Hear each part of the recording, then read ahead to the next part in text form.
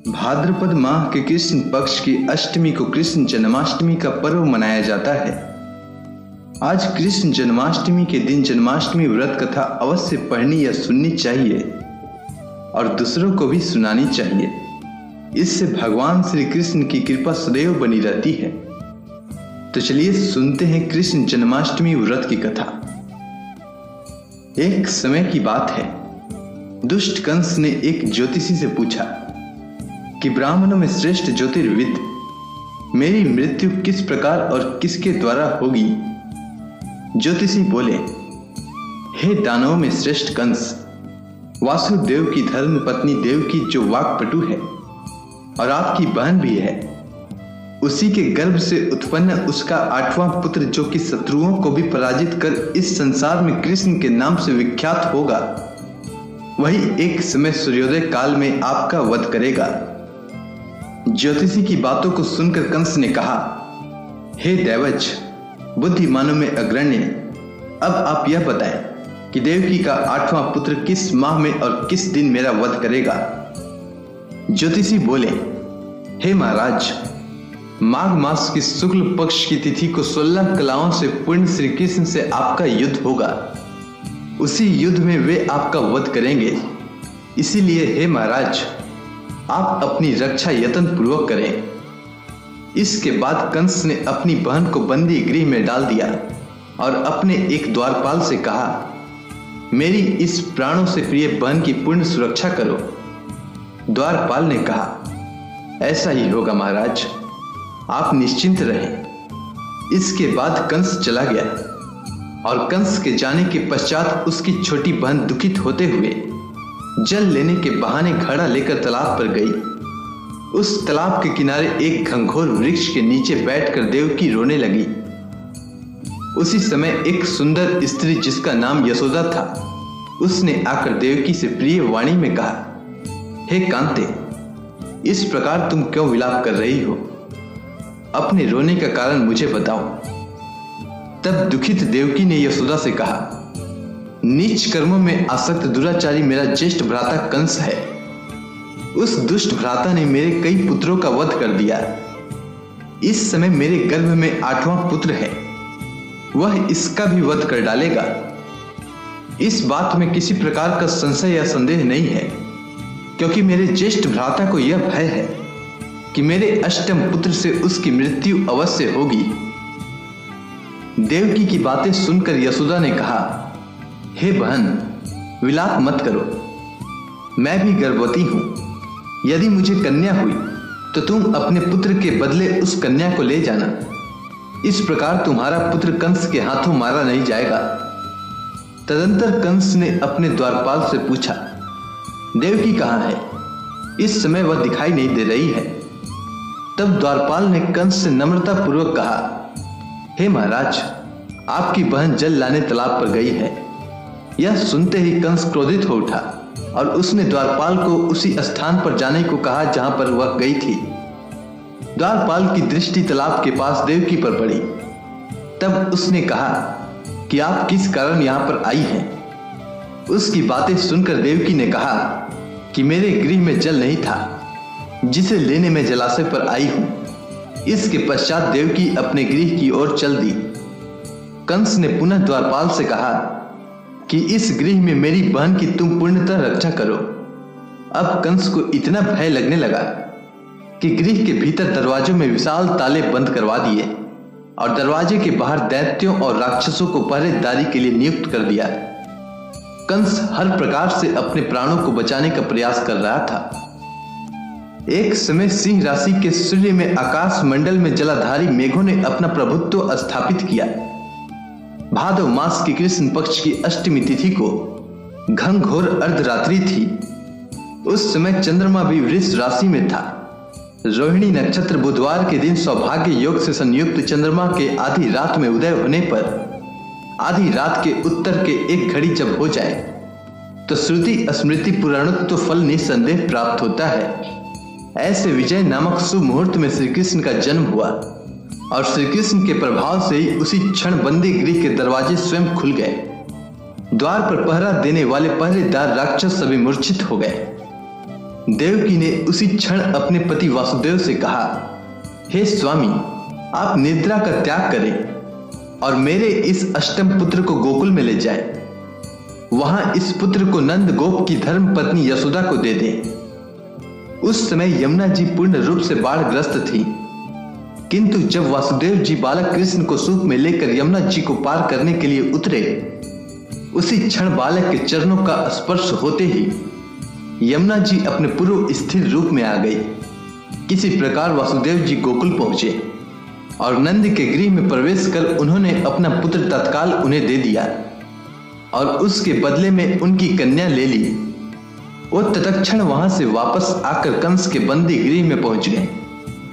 प्रातः काल जब सभी राक्षस पहरेदार निद्रा से जागे तो कंस ने द्वारपाल से पूछा कि अब देवकी के गर्भ से क्या हुआ है, इस बात का पता लगाकर मुझे बताओ। द्वारपालों ने महाराज की आज्ञा को मानते हुए कारागार में जाकर देखा तो वहां देवकी की गोद में एक कन्या थी, जिसे देखकर द्वारपालों ने कंस को सूचित किया, किंतु कंस को तो उस कन्या से भय होने लगा। अतः वह स्वयं कारागार में गया और उसने देवकी की गोद से कन्या को झपट लिया और उसे एक पत्थर की चट्टान पर पटक दिया, किंतु वह कन्या विष्णु की माया से आकाश की ओर चली गई और अंतरिक्ष में जाकर विद्युत के रूप में परिणित हो गई। उसने कंस से कहा कि अरे दुष्ट, तुझे मारने वाला गोकुल में नंद के गृह में उत्पन्न हो चुका है और उसी से तेरी मृत्यु सुनिश्चित है। मेरा नाम तो वैष्णवी है, मैं संसार के कर्ता भगवान विष्णु की माया से उत्पन्न हुई हूं। इतना कहकर वह स्वर्ग की ओर चली गई। उस आकाशवाणी को सुनकर कंस क्रोधित हो उठा। उसने नंद जी के गृह में पुतना राक्षसी को कृष्ण का वध करने के लिए भेजा, किंतु जब वह राक्षसी कृष्ण को स्तनपान कराने लगी तो कृष्ण ने उसके स्तन से उसके प्राणों को खींच लिया और वह राक्षसी कृष्ण कृष्ण कहते हुए मृत्यु को प्राप्त हुई। जब कंस को पुतना की मृत्यु का समाचार प्राप्त हुआ तो उसने कृष्ण का वध करने के लिए क्रमशः केसी नामक दैत्य को अश्व के रूप में, उसके पश्चात आरिष्ट नामक दैत्य को बैल के रूप में भेजा, किंतु ये दोनों भी कृष्ण के हाथों मृत्यु को प्राप्त हुए। इसके पश्चात कंस ने काल्याख्य नामक दैत्य को कौवे के रूप में भेजा, किंतु वह भी कृष्ण के हाथों मारा गया। अपने बलवान राक्षसों की मृत्यु के आघात से कंस अत्यधिक भयभीत हो गया। उसने द्वारपालों को आज्ञा दी कि नंद को तत्काल मेरे समक्ष उपस्थित करो। द्वारपाल नंद को लेकर जब उपस्थित हुए तो कंस ने नंद जी से कहा कि यदि तुम्हें अपने प्राणों को बचाना है तो परिजात के पुष्प ले आओ, यदि तुम नहीं ला पाए तो तुम्हारा वध निश्चित है। इसके बाद कंस की बातों को सुनकर नंद ने ऐसा ही होगा कहा और अपने गृह की ओर चल दिए। घर आकर उन्होंने संपूर्ण वृतांत अपनी पत्नी यशोदा को सुनाया, जिसे श्री कृष्ण भी सुन रहे थे। एक दिन श्री कृष्ण अपने मित्रों के साथ यमुना नदी के किनारे गेंद खेल रहे थे और अचानक स्वयं ही गेंद को यमुना नदी में फेंक दिया। यमुना में गेंद फेंकने का मुख्य उद्देश्य यही था कि वे किसी प्रकार परिजात पुष्पों को ले आए। अतः वे कदम्ब के वृक्ष पर चढ़कर यमुना में कूद पड़े। कृष्ण के यमुना में कूदने का समाचार यशोदा को पता चला तो यह सुनकर यशोदा भागती हुई यमुना नदी के किनारे आ पहुंची और उसने यमुना नदी से प्रार्थना करते हुए कहा कि हे यमुना, यदि मैं बालक को देखूंगी तो भाद्रपद मास की रोहिणी युक्त अष्टमी का व्रत अवश्य करूंगी। इसके बाद पाताल में कृष्ण से नागराज की पत्नी ने कहा कि तुम यहाँ क्या कर रहे हो, कहां से आए हो और यहाँ आने का क्या उद्देश्य है। तब भगवान श्री कृष्ण ने अपना नाम बताया।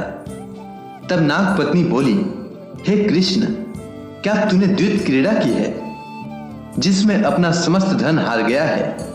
यदि यह बात ठीक है तो कंकड़ मुकुट और मणियों का हार लेकर अपने गृह में चले जाओ, क्योंकि इस समय मेरे स्वामी शयन कर रहे हैं।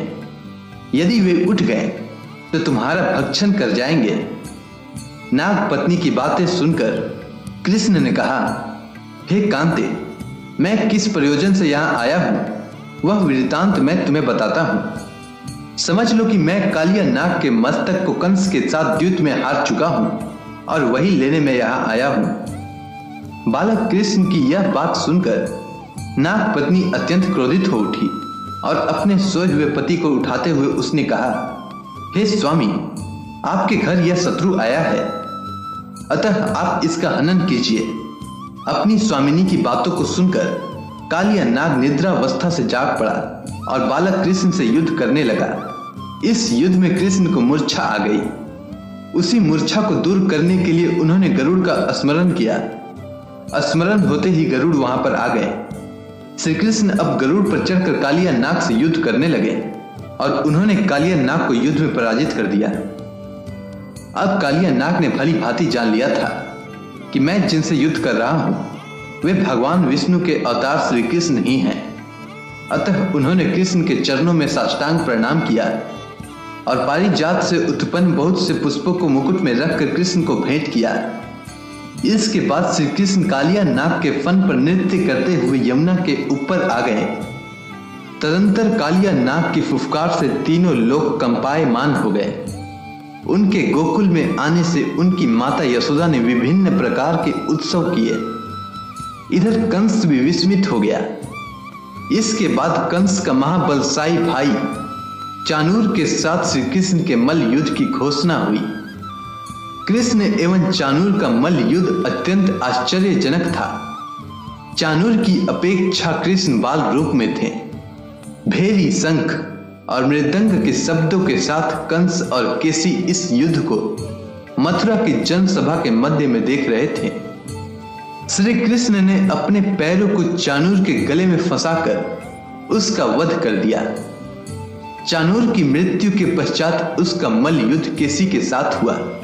अंत में केसी भी युद्ध में कृष्ण के द्वारा मारा गया।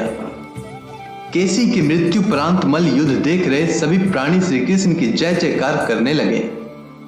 बालक कृष्ण द्वारा चाणूर और केसी का वध होना कंस के लिए अत्यंत हृदय विदारक था। अतः उसने सैनिकों को बुलाकर उन्हें आज्ञा दी कि तुम सभी अस्त्र शस्त्रों से सुसज्जित होकर कृष्ण से युद्ध करो। तब उसी क्षण श्री कृष्ण ने गरुड़, बलराम तथा सुदर्शन चक्र का ध्यान किया, जिसके परिणाम स्वरूप बलदेव जी सुदर्शन चक्र लेकर गरुड़ पर आरूढ़ होकर आ गए। उन्हें आता देख बालक कृष्ण ने सुदर्शन चक्र को उनसे लेकर स्वयं गरुड़ की पीठ पर बैठकर न जाने कितने राक्षसों और दैत्यों का वध कर दिया। कितनों के शरीर अंग भंग कर दिए। इस युद्ध में श्री कृष्ण और बलदेव ने असंख्य दैत्यों का वध कर दिया। बलराम जी ने अपने आयुध शस्त्र हल से और कृष्ण जी ने सुदर्शन चक्र से माघ मास के शुक्ल पक्ष की सप्तमी को विशाल दैत्यों के समूह का सर्वनाश कर दिया। जब अंत में केवल दुराचारी कंस ही बच गया तो कृष्ण ने कहा, हे दुष्ट, अधर्मी, दुराचारी, अब मैं इस महायुद्ध स्थल पर तुझसे युद्ध कर तथा तेरा वध कर इस संसार को तुझसे मुक्त कराऊंगा। यह कहते हुए श्री कृष्ण ने उसके केसों को पकड़ लिया और कंस को घुमाकर पृथ्वी पर पटक दिया, जिससे वह मृत्यु को प्राप्त हुआ। कंस के मरने के बाद देवताओं ने शंख घोष व पुष्प वृष्टि की। वहां उपस्थित समुदाय श्री कृष्ण की जय जयकार कर रहा था। कंस की मृत्यु पर नंद, देवकी, वासुदेव, यशोदा और इस संसार के सभी प्राणियों ने हर्ष पर्व मनाया। अगर आपको जन्माष्टमी व्रत कथा अच्छी लगी हो तो कमेंट सेक्शन में जय श्री कृष्ण लिखना न भूलें। धन्यवाद।